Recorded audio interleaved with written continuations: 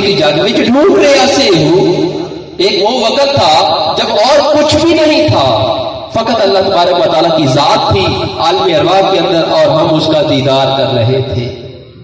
اور ایک وہ وقت ہے کہ جب اللہ تبارک و تعالیٰ نے ہماری آزمائش کے لیے یہ دوسرا جہان بنایا، ہمیں دوسرا لباس پہنا دیا، اس جہان کے اندر بھیج دیا. ایک جگ وچ ڈھونڈ رہا سے ہوں، اور آج انسان اللہ تبارک و تعالیٰ کی معرفت و پہچان کے لیے اس دنیا میں آیا بیٹھا ہے. ہر کوئی اس کو تلاش کر رہا ہے. ایک لا مقام ایسا ڈا ایک عام بتاں وچ پھاسے ہوں، ایک لاہوتو لا مقام جہاں پہ ہم رہ رہے تھے 4000 سال کا عرصہ. اور قرآن نے 9ویں پارے کے اندر سورہ الاعراف کے اندر اس کا ذکر بھی کیا ہے. اور جب ارواح نے دیکھ لیا، انوار و تجلیات کا مشاہدہ کر لیا، تو پھر پوچھا الست بربکم، کیا میں تمہارا رب نہیں ہوں؟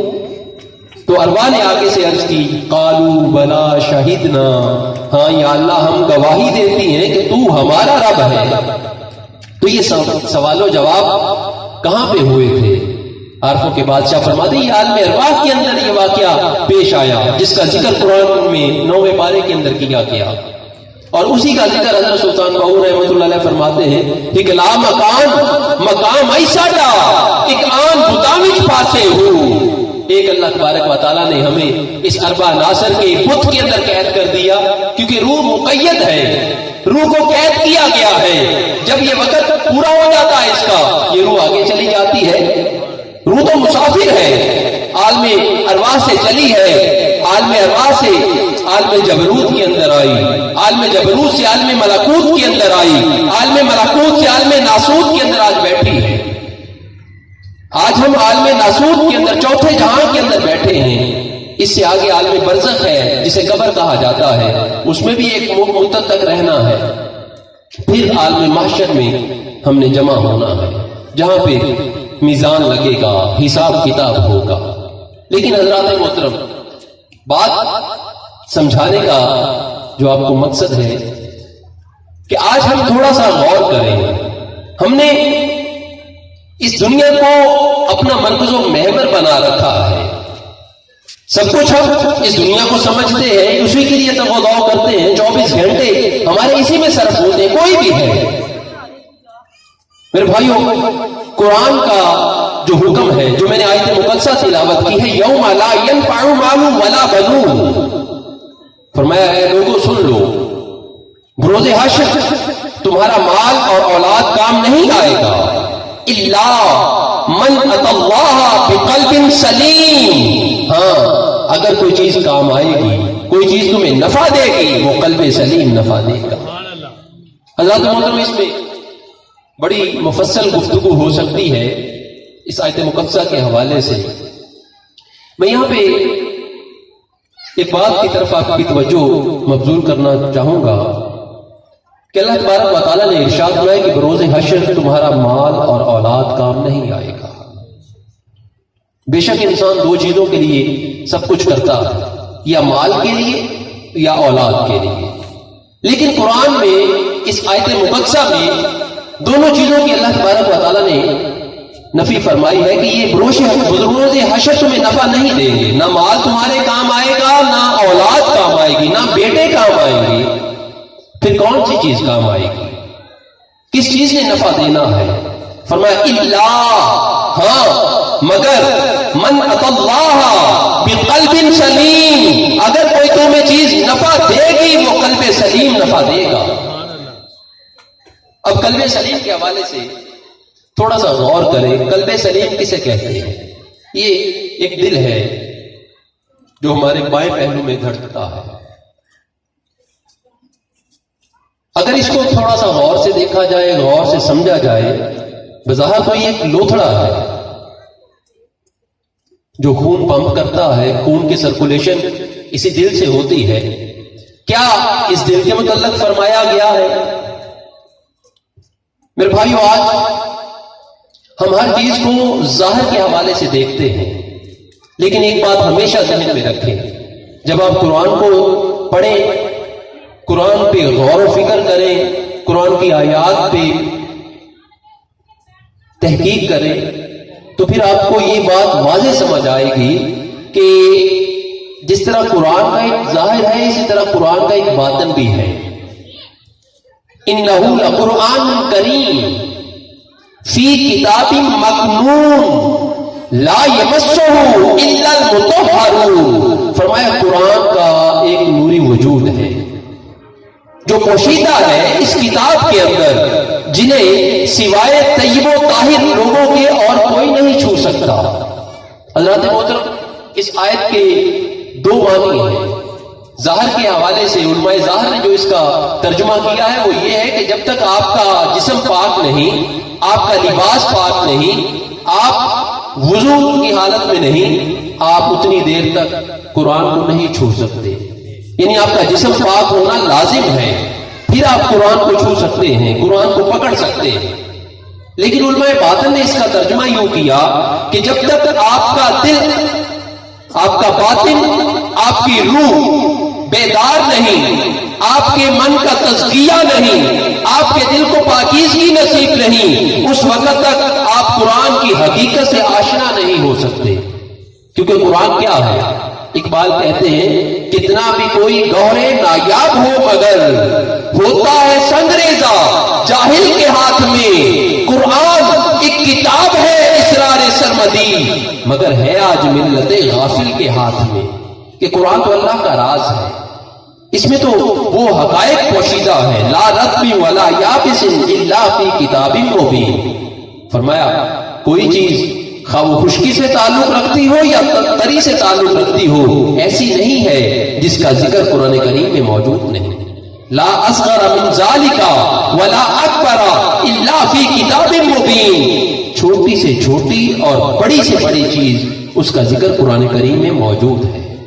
تو میرے بھائی اس حوالے سے میں گزارش کروں گا کہ جب ہم قرآن و احادیث کو سمجھیں تو اس بات کو ہمیشہ ذہن میں رکھیں کہ قرآن ظاہر کے حوالے سے بھی ہماری رہنمائی کرتا ہے، باطن کے حوالے سے بھی ہماری رہنمائی کرتا ہے. اسی طرح حضور کی جو احادیث ہیں، آپ کی جو سنت ہے، وہ ہمارے ظاہر کا بھی جو ہے وہ تربیت کا اہتمام کرتی ہے، ہمارے باطن کی تربیت کا بھی اہتمام کرتی ہے. لیکن یہ جو پڑھنے والا ہے یہ اس پہ منحصر ہے، وہ ظاہر کے حوالے سے قرآن اور حدیث کو اپنے اوپر فٹ کرتا ہے یا باطن کے حوالے سے کرتا ہے. جو دونوں کے حوالے سے کرے میرے بھائیوں اس کو ایک مکمل رہنمائی نصیب ہوتی ہے. جس طرح حضور غوث پاک رضی اللہ تعالیٰ عنہ آپ کا فرمان عالی شان ہے کہ فل انسان علی نوعین، کہ انسان دو جسموں کا مرکب ہے، جسمانی جن و روحانی جن. ایک جسم ہے دوسری روح ہے. اب کچھ چیزیں ہمارے جسم پہ اپلائی ہوتی ہیں، نماز ہے، روزہ ہے، اسی طرح دیگر عبادات ہیں، یہ ہمارے ظاہر کے لیے ہے، ہمارے باطن کے لیے الگ عمل ہے. تو میرے بھائی باطن کے حوالے سے جس طرح ظاہر کا یہ وجود ہے اور اس کے اندر ایک دل ہے، اسی طرح باطن کے اندر، اسی دل کے اندر ایک فواد ہے جسے قلب کہا گیا ہے. اس فواد کے اندر روح ہے، روح کے اندر سر ہے، سر کے اندر خفی ہے، خفی کے اندر اخفا ہے، اخفا کے اندر انا ہے، جسے احادیث کے اندر وضاحت سے بیان کیا گیا ہے. اور جو قرآن کریم کی آیت مبارکہ ہے کہ یوم لا ينفع مال ولا بنون الا من اتى الله بقلب سلیم. فرمایا بروز حشر تمہارا مال اور اولاد کام نہیں آئے گا، ہاں اگر کوئی چیز کام آئے گی قلب سلیم کام آئے گا. اب قلب سلیم کو سمجھنے کے لیے اس دل سے آگے چلنا ہوگا. اس دل کے اندر فواد ہے، فواد کے متعلق فواد بھی دل کو کہا گیا ہے لیکن یہ دل کے اندر ہے.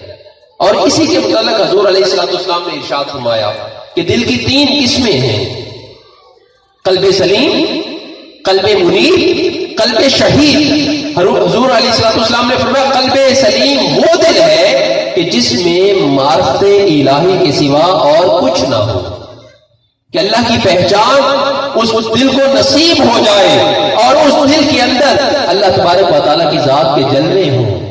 یہ ہے قلب سلیم. کیونکہ انسان کے دل کے اندر اللہ کی ذات موجود ہے. قرآن و حدیث کو پڑھ کے دیکھیں, اللہ تبارک و تعالیٰ نے فرمایا وَفِي أَنفُسِكُمْ أَفَلَا تُبْصِرُونَ, میں تمہارے اندر ہوں, کیا تم غور نہیں کرتے, کیا تم دیکھتے نہیں؟ میں تمہاری آتی جاتی سانسوں کے اندر ہوں, تمہارے انفس کے اندر ہوں, تمہارے جی کے اندر ہوں, غور تو کرو. تو اسی حوالے سے حضور علیہ الصلوۃ والسلام ارشاد فرماتے ہیں کہ قلب المومن مرۃ الرحمان, مومن کا دل رحمان کا شیشہ ہے. قلب المومن عرش اللہ تعالی, مومن کا دل اللہ کا عرش ہے. جب بندہ اپنے اس دل کو اللہ کا عرش بنا لیتا ہے تو پھر وہ قلب سلیم بنتا ہے. یعنی اس دل میں معرفت الہی کے سوا اور کچھ نہیں ہوتا. اس سے اگلی قسم قلب منیب کی ہے, یہ دوسری قسم ہے, یہ اس سے بھی اعلیٰ ہے. قلب منیب اس دل کو کہا گیا ہے, حضور علیہ الصلوۃ والسلام نے فرمایا کہ جو ہر چیز سے منہ موڑ کر اللہ تبارک و تعالیٰ کی ذات کی طرف متوجہ رہے, کہ ہر وقت اس کا دھیان, اس کی توجہ اللہ تبارک و تعالیٰ کی ذات کی طرف لگی رہے, اس کا اور کوئی مقصود و مطلوب نہ ہو. جیسے عارفوں کے بادشاہ حضرت سلطان باہو رحمۃ اللہ علیہ فرماتے ہیں, دال دل دے دفتر وحدت والا دائم کری مطالعہ ہوں, ساری عمراں پڑھ دیا گزری جہلا دے وچ جالیا ہوں. ہکو اسم اللہ دا رکھے اپنا سبق مطالعہ ہوں, دوئے جہان غلام تنہاں دے حضرت باہو جے دل اللہ ہو سمجھا لیا. یہ دوسری قسم ہے. تیسری قسم جس کے متعلق حضور علیہ الصلوۃ والسلام نے فرمایا وہ قلب شہید ہے. یہ قلب شہید اس سے بھی اعلیٰ قسم ہے. اور قلب شہید کی تعریف کرتے ہوئے حضور نبی کریم صلی اللہ علیہ وسلم نے ارشاد کیا یہ وہ دل ہے کہ جو ہر وقت ہر چیز کے اندر اللہ تبارک و تعالیٰ کی ذات کے انوار و تجلیات کا مشاہدہ کرے. یہ قلب شہید سب سے اعلیٰ قسم ہے. لیکن میرے بھائیو, آج تھوڑا سا اس حوالے سے غور کر کے دیکھیں, آج ہمارا دل کس سٹیج پہ ہے, ہمیں کون سی دل کی جو قسم ہے جس کے متعلق حضور علیہ السلام کی یہ احادیث ہے, ہمیں یہ نصیب ہے. کیا ہمارا دل قلب سلیم ہے, قلب منیب ہے, یا قلب شہید ہے؟ یہ تین قسمیں ہیں. سب سے پہلا درجہ قلب سلیم کا ہے, اس سے آگے اس سے بھی اعلیٰ قلب منیب ہے, اور اس سے بھی اعلیٰ قلب شہید ہے. لیکن میرے بھائیوں, آج اس تھوڑی سی گفتگو کے اندر آپ کو یہ بات میں گوش گزار کرنا چاہتا ہوں کہ ہمیں ان چیزوں کے متعلق آگاہ نہیں کیا جاتا. ہماری رہنمائی ظاہر کے حوالے سے تو کی جاتی ہے, لیکن باطن کے حوالے سے نہیں کی جاتی. ظاہر کے حوالے سے ہمیں پتا ہے, ظاہری اعمال کا, ظاہری معاملات کا ہمیں پتا ہے, لیکن باطن کے حوالے سے باطن کے معاملات کیا ہیں, باطن کی تربیت کیسے ہوتی ہے, روح کی تربیت کیسے ہوتی ہے, اس کا علم نہیں ہے. حالانکہ یہ بہت چیزیں اہم ہماری اس زندگی کے اندر حیثیت رکھتی ہیں. صحابہ کرام رضوان اللہ علیہ مجمعین, آپ کی جو زندگیاں تھیں, حضور نبی کریم رؤوف الرحیم صلی اللہ علیہ وسلم نے ان کی تربیت بڑے اعلیٰ معیار پہ فرمائی تھی, ظاہر کے حوالے سے بھی اور باطن کے حوالے سے بھی. میں اس کی ایک مثال آپ کے سامنے پیش کرنا چاہتا ہوں. حضرت حارث انصاری رضی اللہ تعالی عنہ ایک دن حضور علیہ السلام کی بارگاہ میں صبح کے وقت حاضر ہوتے ہیں.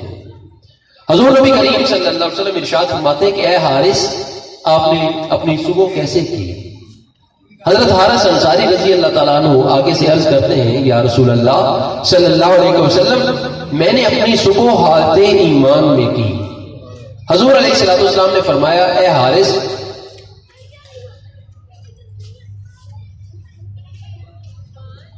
آج تو یہ بات کر رہا ہے کہ میں نے اپنی صبح جو ہے وہ حالت ایمان میں کی, تیرے پاس اس کی کیا دلیل ہے؟ حضرت حارث انصاری رضی اللہ تعالیٰ عنہ آگے سے عرض کرتے ہیں, یا رسول اللہ صلی اللہ علیہ وسلم, کأنی انظر الی عرش ربی بارزا,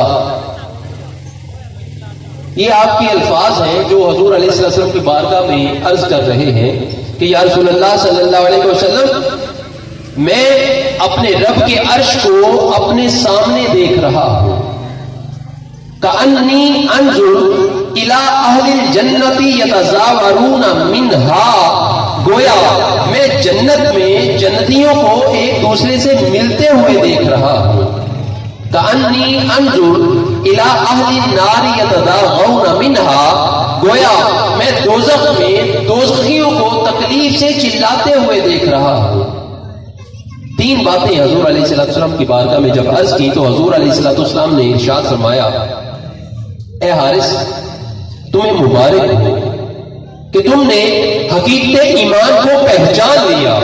حضرات محترم، اب یہ تینوں باتوں پہ تھوڑا سا غور کر کے دیکھیں کہ یہ تینوں باتیں مدینہ شریف کی مسجد کے اندر حضور علیہ السلام کی بارگاہ میں عرض کی جا رہی ہیں، اور بات کہاں کی ہے؟ عرش کی۔ بات کہاں کی کر رہے ہیں؟ جنت کی۔ بات کہاں کی کر رہے ہیں؟ دوزخ کی۔ اب عرش کو کون دیکھتا ہے؟ آج اگر کوئی ہم میں سے یہ بات کہے تو لوگوں نے یہی کہنا ہے یار یہ دیوانہ ہے، یہ مجنون ہے۔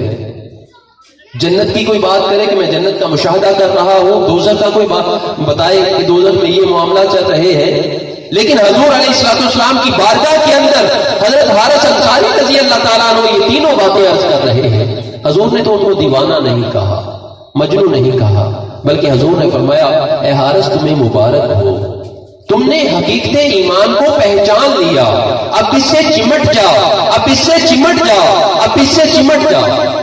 تین مرتبہ حضور نے یہ کلمات فرمائے۔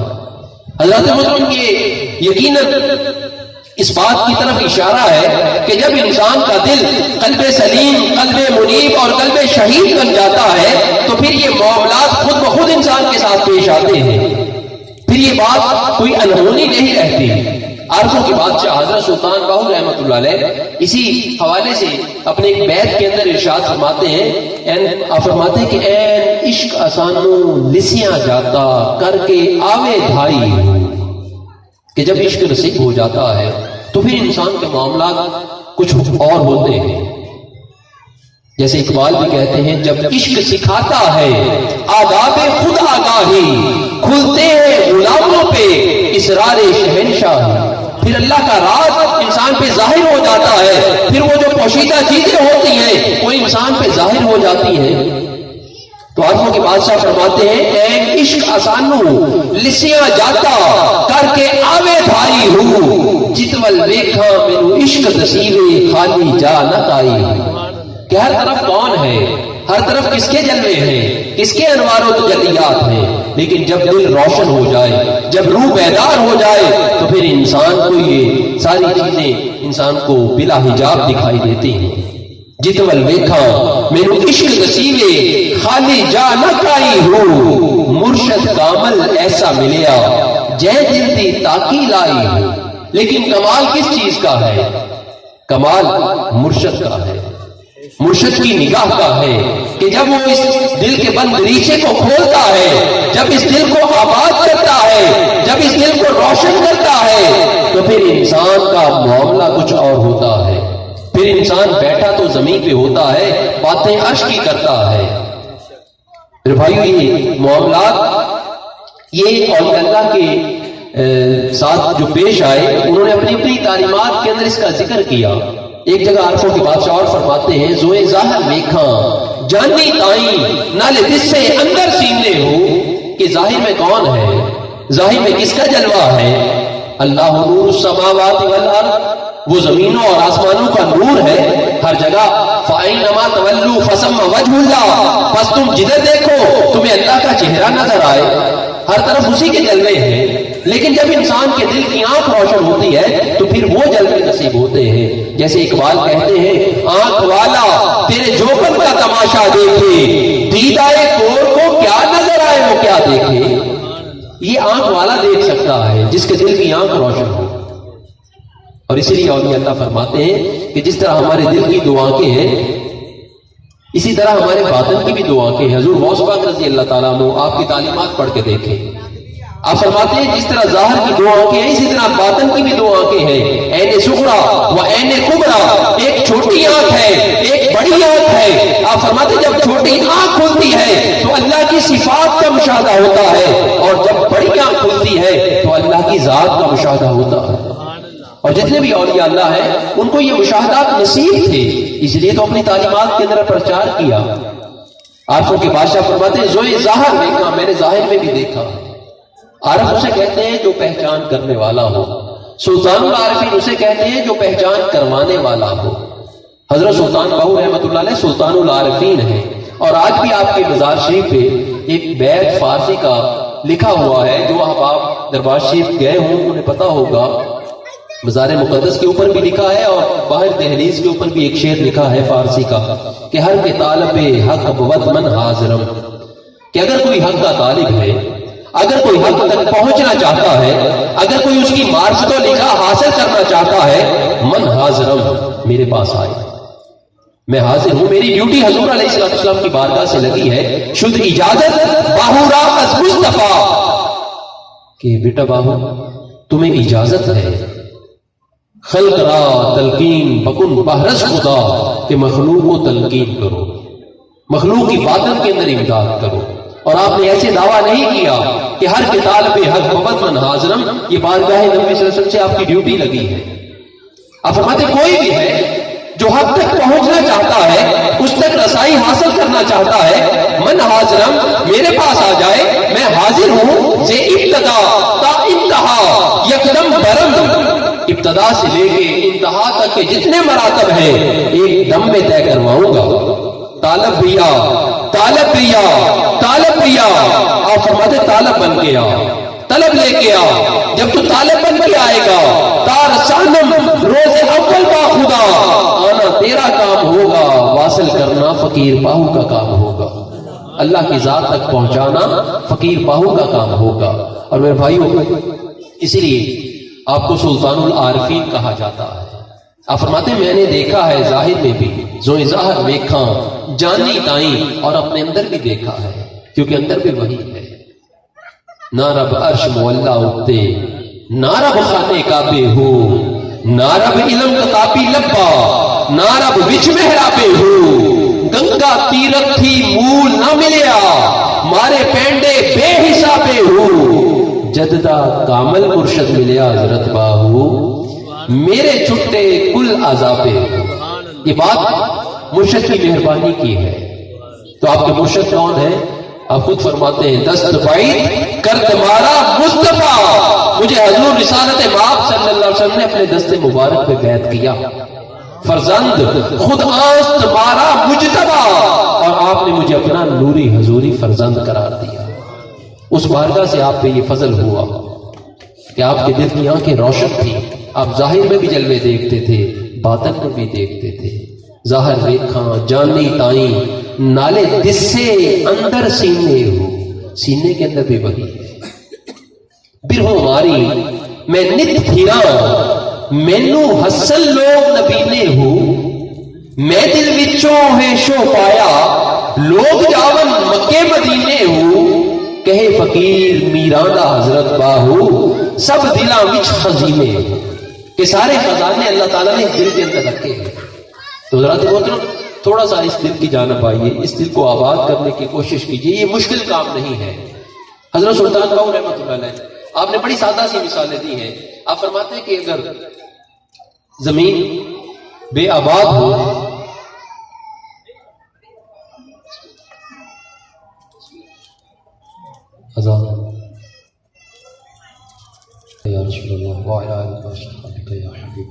حضرات محترم میں پیغام عرض کر رہا ہوں جو عارفوں کے بادشاہ کا پیغام ہے۔ زمین پانی کے بغیر بے آباد ہوتی ہے، اسی طرح انسان کا دل زمین ہے اور ذکر الہی پانی کی مثل ہے۔ جب تک اس زمین کو ذکر الہی کا پانی نہ دیا جائے یہ کبھی آباد نہیں ہوتی۔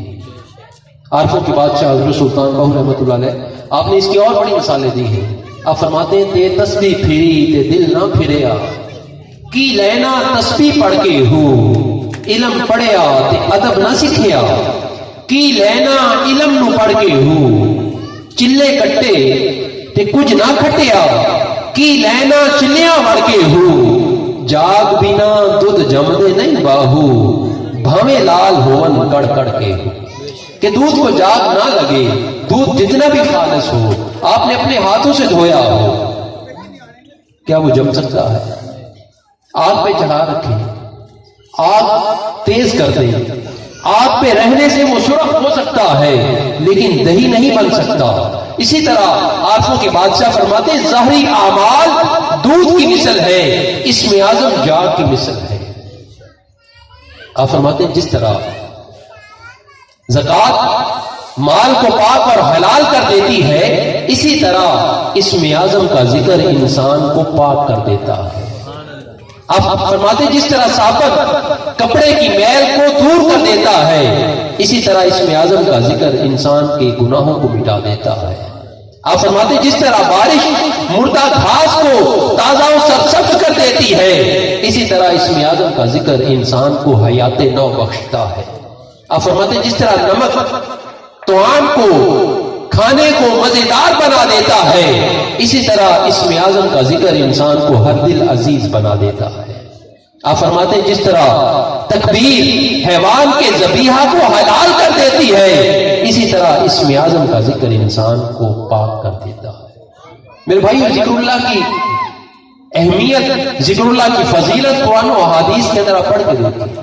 حضور علیہ الصلوۃ والسلام نے اسی لیے فرمایا الذی یذکر ربہ والذی لا یذکر ربہ مثل الحی والمیت.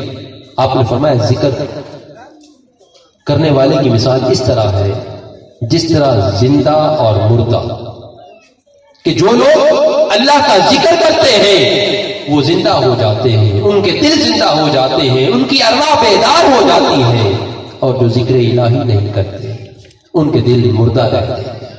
اور میرے بھائیو انسان کی زندگی کا جو انحصار ہے وہ اسی دل پہ ہے. حضور رسالت مآب صلی اللہ علیہ وسلم نے ارشاد میں الا ان فی الجسد مضغہ کہ بے شک انسان کے جسم کے اندر گوشت کا ایک لوتھڑا ہے اذا صلح آپ نے فرمایا اگر یہ ٹھیک ہو جائے صلح الجسد کلہ پھر سارا جسم ٹھیک ہو جاتا ہے. اذا فسد اور یاد رکھو اگر یہ درست نہ ہو اس کے اندر خرابی آ جائے اس کے اندر فساد آ جائے حضور نے فرمایا فسد الجسد کلہ پھر سارا جسم خراب ہو جاتا ہے سارے جسم کے اندر فساد واقع ہو جاتا ہے. الا خبردار وحی القلب حضور نے فرمایا وہ دل ہے وہ ٹکڑا دل ہے اگر اس ٹکڑے کو درست کر لیا جائے تو سارا جسم خود بخود درست ہو جاتا ہے. اس لیے آپ نے فرمایا لکل شیء سقالۃ کہ ہر چیز کو چمکانے کا کوئی نہ کوئی آلہ ہے. وسقالۃ القلوب ذکر اللہ اور دلوں کو چمکانے کے لیے اللہ کا ذکر ہے. میرے بھائیو یہ اولیاء اللہ کی تعلیم بھی ہے ان کا طریق بھی ہے انہوں نے اسی کی دعوت دی ہے. ہمارے جتنے بھی اسلاف ہیں آپ کسی کی تعلیم پڑھ کے دیکھیں کسی کی تصانیف پڑھ کے دیکھیں یہی دعوت ملے گی. حضرت سلطان باہو رحمۃ اللہ علیہ اس لیے فرماتے الف اللہ چمبے دی بوٹی مرشد من میرے وچ لائی ہو نفی اسبات دا پانی ملیا ہر رگے ہر جائی ہو اندر بوٹی مشک مچایا جا پھلا تے آئی ہو جیوے کامل مرشد حضرت باہو جے اے بوٹی لائی. آئیے یہ چمبے کی بوٹی فی سبیل اللہ حاصل کیجیے اس کا کوئی ہدیہ نہیں اس کا کوئی نذرانہ نہیں. عارفوں کے بادشاہ حضرت سلطان باہو رحمۃ اللہ علیہ کے در اقدس سے آج یہ فری مل رہی آپ کی اولاد پاک میں سے جانشین سلطان الفقر حضرت سلطان محمد علی صاحب اسم اعظم کا ذکر فری عطا فرما رہے ہیں. یہ اسی طرح تصور کیا جاتا ہے فریم آپ نے خود کروانا ہے لیکن جو اندر اسم اعظم ہے یہ آپ کو ایسے ہی ملے گا. اس کا ذکر کا طریقہ بھی آپ کو بتایا جائے گا. یہ سانسوں کے ساتھ پڑھا جاتا ہے دل میں اس کا ذکر ہوتا ہے. جب سانسوں کے ساتھ ذکر ہوگا تو پھر میرے بھائیوں اس کی تاثیر دل میں جائے گی اور جب دل پاک ہو جائے گا تو پھر روح بیدار ہو جائے گی. جب روح بیدار ہوگی تو روح معرفت کرے گی روح پہچان حاصل کرے گی، روح اللہ تبارک و تعالیٰ کے انوار و تجلیات کا مشاہدہ کرے گی، کیونکہ عالم ارواح کے اندر روح نے دیکھا ہے، جسم نے نہیں دیکھا۔ آج ہم اس حوالے سے تھوڑا سا کنفیوز ہو جاتے ہیں، جب بات اس کے قرب کی جائے، اس کی نکاح کی جائے، اس کی معرفت کی جائے، اس کے دیدار کی جائے، تو کہتے ہیں کہ کوئی نہیں کر سکتا، یقیناً کوئی نہیں کر سکتا۔ لیکن میرے بھائیو، جس کا دل آباد ہو جائے، جس کی روح بیدار ہو جائے، اس جسم کے ساتھ کوئی نہیں کر سکتا۔ حضور غوث پاک رضی اللہ تعالیٰ عنہ فرماتے ہیں کہ جسم کے ساتھ انسان فقط جسم کے ساتھ اس کی معرفت حاصل نہیں کر سکتا، جسم تو عابد بنتا ہے، یہ جتنی بھی عبادت کرتا چلا جائے یہ عابد بنے گا۔ ہاں، اگر معرفت حاصل کرنی ہے تو اپنی روح کو بیدار کرو، اپنے دل کو زندہ کرو۔ اس لیے اقبال کہتے ہیں زندگی زندہ دلی کا نام ہے، مردہ دل کیا خواب جیا کرتے ہیں، کہ مردہ دل تو وہ لطف نہیں اٹھا سکتے، وہ حقیقت نہیں دیکھ سکتے۔ اگر آپ دیکھنا چاہتے ہیں، اگر اس راز کو حاصل کرنا چاہتے ہیں، تو آئیے، اصلاحی جماعت آپ کو دعوت دیتی ہے کہ یہ اس میں اعظم حاصل کریں۔ اس کا کوئی ہدیہ نہیں ہے، اپنے دل کو آباد کریں۔ انشاءاللہ 25 اکتوبر بروز جمعہ، یہ جو جمعہ آ رہا ہے، دربار عالیہ حضرت سخی سلطان باہو صاحب رحمۃ اللہ علیہ پہ سالانہ عرس مبارک بانی اصلاحی جماعت و عالمی تنظیم العارفین سلطان الفقر ششم حضرت سخی سلطان محمد اصغر علی صاحب رحمۃ اللہ علیہ کا منعقد ہوگا، جس کی صدارت جانشین سلطان الفقر حضرت سخی سلطان محمد علی صاحب فرمائیں گے، اور خصوصی خطاب چیئرمین مسلم انسٹیٹیوٹ، چیف ایڈیٹر ماہنامہ میرت العارفین، مرکزی سیکرٹری جنرل اصلاحی جماعت و عالمی تنظیم العارفین، عالمی مبلغ اسلام صاحبزادہ سلطان احمد علی صاحب کا ہوگا۔ انشاءاللہ اس گاؤں سے بھی قافلہ جائے گا، جمعے والے دن نماز فجر